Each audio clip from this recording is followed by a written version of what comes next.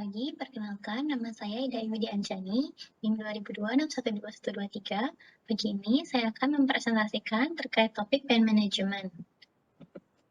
Adapun pokok-pokok pembahasan yang akan kita bahas pada topik kali ini yang pertama yaitu mekanisme terjadinya nyeri, kerugian dan keuntungan instrumen nyeri, penata laksanaan nyeri akut dengan derajat ringan, sedang, dan berat berdasarkan step ladder WHO. Nah, sebelum kita mempelajari terkait nyeri lebih dalam, kita perlu tahu apa sih itu sebenarnya nyeri.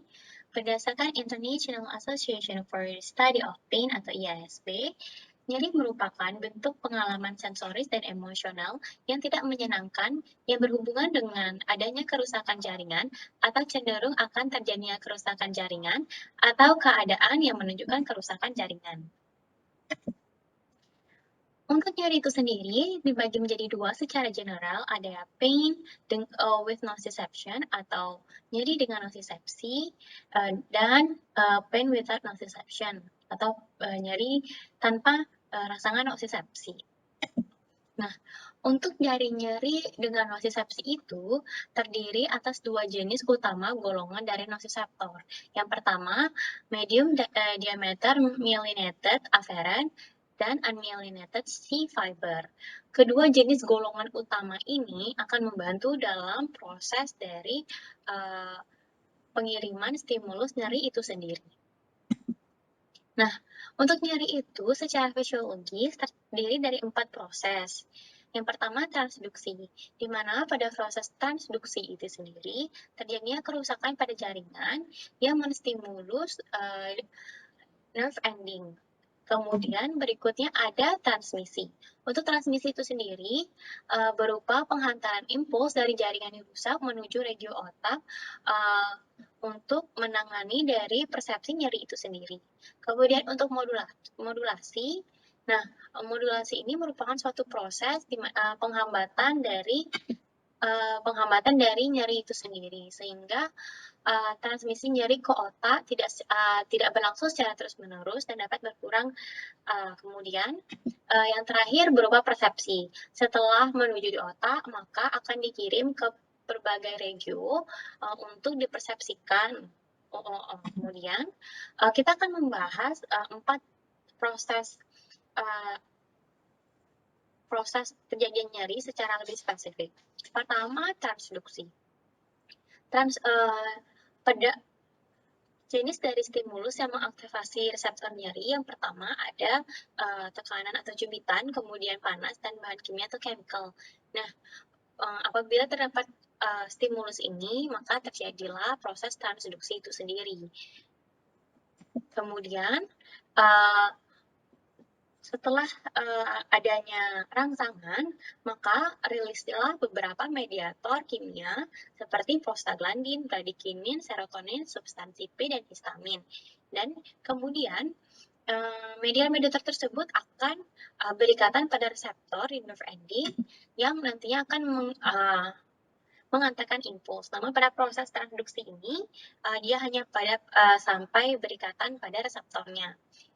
Kemudian pada transmisi. Nah, ini ceritanya pada substansi itu sendiri sudah berikatan pada reseptor sehingga menimbulkan impuls. Nah, impuls tersebut dari target organ akan menuju peripheral nerve system, kemudian melewati cell body dan menuju ke central nervous system, yaitu medula spinalis. Nah, di medula spinalis ini, nyeri pertama akan menuju pada kon posterior, kemudian menyilang menuju kon anterior, dan baru naik ke atas menuju otak. Seperti itu secara singkatnya. Nah, tadi kita sudah mengetahui proses secara singkat bagaimana nyeri itu ditransmisikan. Tadi sebelum menuju sistem saraf pusat tentu melewati badan sel. Nah, untuk di badan itu sendiri biasanya nyeri melalui dorsal root ganglia, sedangkan pada di wajah itu biasanya melewati terminal ganglia. Nah, pada proses transmisi ada beberapa faktor yang mempengaruhi terjadinya transmisi itu sendiri. di mana salah satunya yaitu besarnya stimulus. Besarnya stimulus itu berjalan lurus dengan rangsangan yang dihasilkan.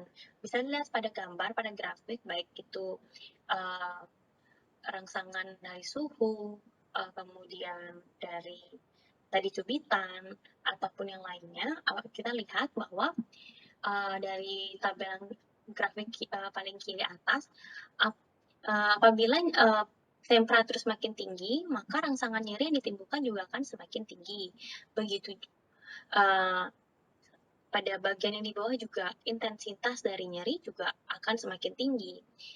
Nah, dari sana akan menunjukkan bahwa apabila stimulus yang diberikan tidak adekuat, tidak melewati ambang threshold untuk menimbulkan suatu aksi potensial, maka rangsangan nyeri tidak akan dianggap sebagai nyeri, atau rangsangan tersebut tidak mampu merangsang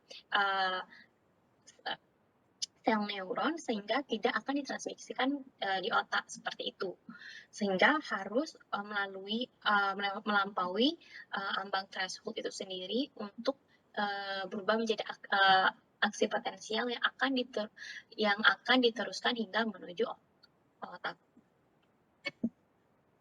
Nah, apabila suatu nyeri itu timbul pada jaringan yang lebih dalam, kemudian dengan derajat yang berat dan intensitas yang lama, maka tubuh bisa saja mengalami terjadinya kesalahan persepsi. Nah, proses inilah yang melatar belakangi mengapa terjadinya revert pain atau nyeri yang menjalar. Nah, kemudian pada modulasi itu sendiri, pada proses modulasi ini akan terjadi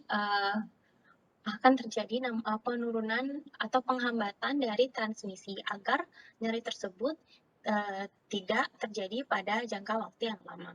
Nah, pada mekanisme fenomena tersebut disebut sebagai stimulation produce analgesia.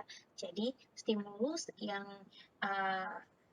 yang diberikan apabila sudah melewati ambang threshold dan dirasa cukup oleh tubuh, maka transmisi tersebut akan dihentikan.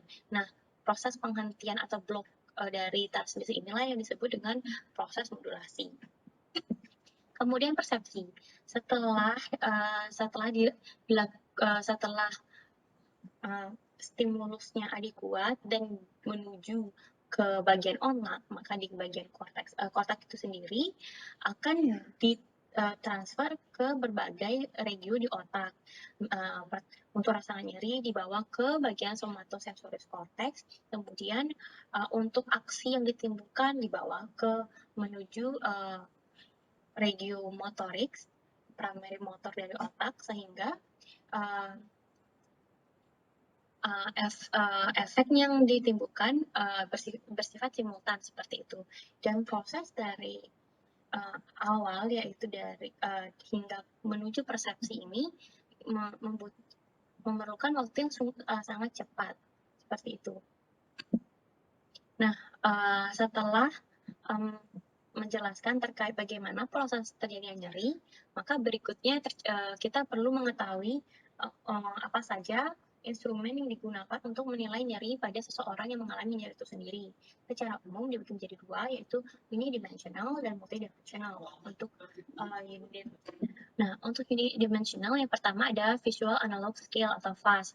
Berikut gambarnya, di mana terdiri dari garis lurus dengan titik akhir yang mendefinisikan batas-batas ekstrim seperti tidak ada rasa sakit sama sekali dan rasa sakit seburuk mungkin.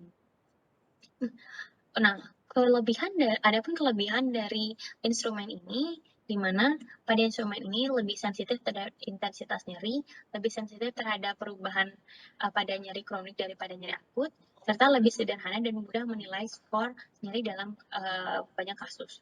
Sedangkan untuk kekurangannya berupa tidak bisa digunakan pasien yang kurang kooperatif, pasien harus hadir dalam penilaian, dan pasien harus bisa melihat dengan jelas. Kemudian berikutnya ada graphic rating scale GRS. JRS ini merupakan skala fast yang ditambahkan keterangan deskripsi berupa ringan, sedang, ataupun parah. Nah, kelebihannya lebih sensitif terhadap intensitas nyeri yang mirip dengan fast, kemudian sederhana dan mudah untuk menilai skor dalam banyak kasus. Sedangkan untuk kekurangannya itu sendiri tidak bisa digunakan pada pasien yang kurang kooperatif, pasien harus hadir dalam penilaian, pasien bisa melihat dengan jelas dari instrumen yang digunakan. Kemudian untuk numeric rating scale atau NRS merupakan skala JRS yang ditambahkan skala angka.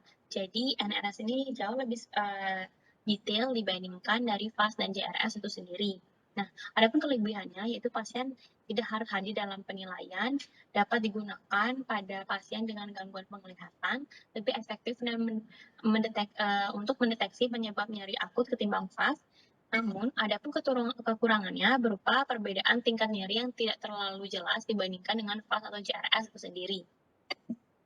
Nah, berikut merupakan Wong-Baker Pain Rating Scale, di mana pada skala nyeri yang menggunakan ekspresi wajah ini digunakan untuk menilai nyeri biasanya pada anak-anak atau lansia dengan gangguan kognitif. Selain itu juga bisa digunakan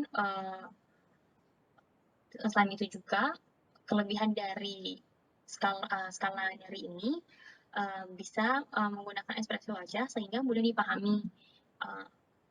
Selain itu dapat digunakan pada pasien dengan keterbatasan bahasa. Nah, kekurangannya yaitu dapat membingungkan pada kasus pediatrik. Kemudian setelah unidimensional, berikut merupakan contoh dari multidimensional assessment dari nyeri itu sendiri. Yang pertama ada McGill Pain Questionnaire yang merupakan instrumen pengukuran yang paling ekstensif untuk mengukur nyeri. Kemudian MPQ terdiri dari 3 bagian, yaitu What does your pain feels like? How does your pain change with time? How strong is your pain? Adapun kelebihannya berupa pemeriksaan lengkap yang meliputi lebih dari satu dimensi sehingga dapat menggambarkan nyeri yang pada pasien senyata mungkin. Untuk kekurangannya terlalu rumit dan memakan waktu hanya untuk penilaian nyeri. Apalagi banyak sekali pasien-pasien yang perlu kita periksa. Selain itu juga tentu instrumen ini tidak cocok untuk di pasien-pasien di UGD yang mengalami nyeri seperti itu. Sehingga pada kasus-kasus seperti itu unidimensional assessment pain form itu lebih dianjurkan. Kemudian selain itu adalah pain diary yang merupakan catatan tertulis atau lisan mengenai pengalaman pasien untuk pasien dan perilakunya. Jenis laporan ini sangat membantu untuk memantau variasi status penyakit sehari-hari dan respon pasien terhadap terapi. Pasien mencatat intensitas nyeri dan kaitan dengan perilaku, misalnya pada aktivitas harian, tidur, aktivitas seksual, kapan menggunakan obat, makan, merawat rumah, dan aktivitas reaksi lainnya. Adapun kelebihannya berupa dapat memantau perkembangan nyeri dalam waktu. Kekurangannya perlu kerjasama yang baik pada pasien agar mau mengisi dengan teratur. Nah, biasanya misalnya saja pada kasus dari pasien yang mengalami migrain, apabila kita memberikan obat anti nyerinya, bisa kita berikan juga sarankan untuk membuat pain diary ini sendiri sehingga kita bisa tahu apakah penggunaan obat anti nyeri pada pasien yang mengalami migrain ini sudah efektif sehingga bisa kita sesuaikan dosisnya, kita naikkan atau kita turunkan seperti itu. Nah, atau dosisnya tetap segitu. Selain itu juga sesuai penjelasan terkait kekurangan tadi, tentunya edukasi yang adekuat juga sangat diperlukan di sini sehingga pasien bisa mengisi pain diary itu sendiri dengan baik. Nah, setelah kita mengenal instrumen yang digunakan untuk mengakses nyeri pada pasien, kita juga perlu tahu bagaimana cara menangani nyeri akut itu sendiri. Nah, pada nyeri akut berdasarkan step letter WHO dibagi menjadi 3, yaitu nyeri ringan, sedang, dan berat. Nah, untuk nyeri ringan itu sendiri diberikan non-opioid dengan adjuvan, sedangkan untuk nyeri sedang itu opioid ringan ditambah non-opioid bisa diberikan adjuvan atau tidak juga. Sedangkan untuk nyeri berat diberikan opioid kuat ditambah obat non-opioid bisa dibantu dengan adjuvan atau tidak. Contohnya pada nyeri ringan itu seperti acetaminophen, ibuprofen, dan celecoxib. Sedangkan untuk nyeri yang sedang bisa diberikan codeine atau tramadol dikombinasikan dengan paracetamol atau dikombinasikan dengan NSAID yang baik non-selektif maupun yang selektif. Sedangkan untuk yang nyeri berat bisa diberikan morfin kerja cepat, atau bisa diberikan fentanyl tempel. Nah, berikut kita akan jelaskan terkait analgesik non-opioid itu sendiri. Contohnya yang pertama itu yaitu paracetamol, di mana paracetamol merupakan suatu obat dalam golongan analgesik dan antipiretik. Obat ini bisa digunakan pada bayi, orang tua, ibu hamil, bahkan ibu menyusui. Penggunaannya bahkan bagi orang-orang yang mengalami gangguan ginjal juga bisa digunakan paracetamol. Jadi penggunaannya sangat luas dengan dosis biasanya 500 hingga 1000 mg setiap 4-6 kali 6 jam dengan maksimal 4 gram per hari. Mayoritas metabolisme dari obat paracetamol ini di hati dengan efek sampingnya berupa hepatotoksisitas. Kemudian golongan obat analgesik non-opioid lainnya berupa NSAID, di mana NSAID ini menghambat reseptor COX-1 dan COX-2 yang mengkonversi asam arachidonat menjadi prostaglandin dan tromboksan. Nah, berdasarkan sifatnya terdiri dari dibagi menjadi dua, yaitu selektif dan non-selektif. Nah, yang non-selektif ini di mana obat bisa menghambat kedua reseptor yaitu COX-1 atau COX-2. Sedangkan yang selektif dia hanya berikatan pada reseptor COX-2 saja. Sehingga pada obat-obat non-selektif itu penggunaan obat-obat non-selektif jangka panjang biasanya pasien akan diberikan obat gastroprotektan. Nah, karena pada lambung itu sendiri terdapat reseptor COX-1 sehingga apabila penggunaan NSAID jangka panjang dapat menyebabkan terjadinya luka lambung. Jadi lambungnya itu luka karena obat NSAID itu berikatan pada reseptor COX-1 yang berada di lambung. Itulah yang melatar belakangi mengapa pemberian gastroprotektan sangat perlu diberikan pada pasien-pasien yang menggunakan obat NSAID non-selektif jangka panjang. Kemudian untuk analgetik opioid itu perlu dititrasi dosisnya. Untuk jenis-jenis opioidnya ada opioid lemah dan kuat.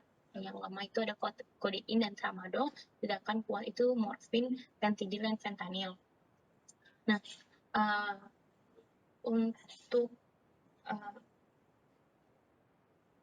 untuk penggunaannya, apalagi opioid kuat itu perlu diperhatikan oleh karena opioid ini memiliki salah satu efek depresi nafas, sehingga dalam penggunaannya itu pun perlu dipertimbangkan dan pada praktek-praktek dokter umum itu perlu sedia obat alat-alat bantu nafas sehingga apabila terjadi depresi nafas seketika bisa ditangani. Baik, berikutnya selain mengetahui dari klasifikasi dari opioid itu sendiri, dari opioid lemah dan kuat, kita juga perlu mengetahui ada 4 reseptor dari opioid ini sendiri, yang dimana saat mengkonsumsi opioid zat tersebut akan berikatan pada reseptor berikut. Yang pertama reseptor MU, kappa, sigma, dan delta. Nah, reseptor MU ini sendiri memiliki efek berupa analgesia, euforia, rasa segar, depresi saluran nafas. Nah, hal ini telah dijelaskan tadi ya, di mana perlu hati-hati saat penggunaan opioid, terutama pada opioid yang opioid yang keras. Karena salah satu efeknya yaitu depresi saluran nafas yang bisa terjadi secara seketika karena berikatan dengan salah satu reseptor MU ini sendiri, sehingga apabila pemberian itu perlu difasilitasi dengan manajemen airway yang sangat adekuat seperti itu. Kemudian ada reseptor kappa, memberikan efek analgesia, sedasi, dan anestesia. Reseptor sigma memberikan efek disforia, halusinasi, motomediasis, dan stimulasi dan respirasi.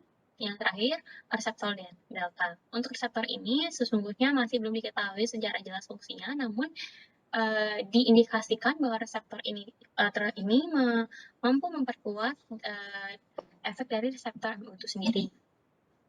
Nah, tadi dijelaskan pada step leader WHO itu sendiri, baik nyeri ringan maupun berat itu bisa diberikan, boleh ditambahkan adjuvan. Nah, adjuvan ini bertujuan untuk membantu mengurangi intensitas nyeri tanpa perlu meningkatkan dosis dari obat anti nyeri itu sendiri, karena kadang dalam hal-hal tertentu peningkatan dosis dari obat anti nyeri itu sendiri hanya meningkatkan efek samping dari obat itu sendiri, tidak efek untuk mengurangi nyerinya, sehingga penggunaan adjuvan ini sangat membantu. Adapun beberapa dari literatur yang saya baca, adjuvan yang bisa diberikan seperti gabapentin, ketamin, tramadol, kanin, dan juga valin. Baik, berikut merupakan daftar pustaka yang saya gunakan untuk membuat presentasi ini. Baik, sekian dari saya terkait dari topik pain management ini. Terima kasih atas waktu dan kesempatannya. Mohon maaf apabila masih terdapat kesalahan dalam menjelaskan terkait topik ini.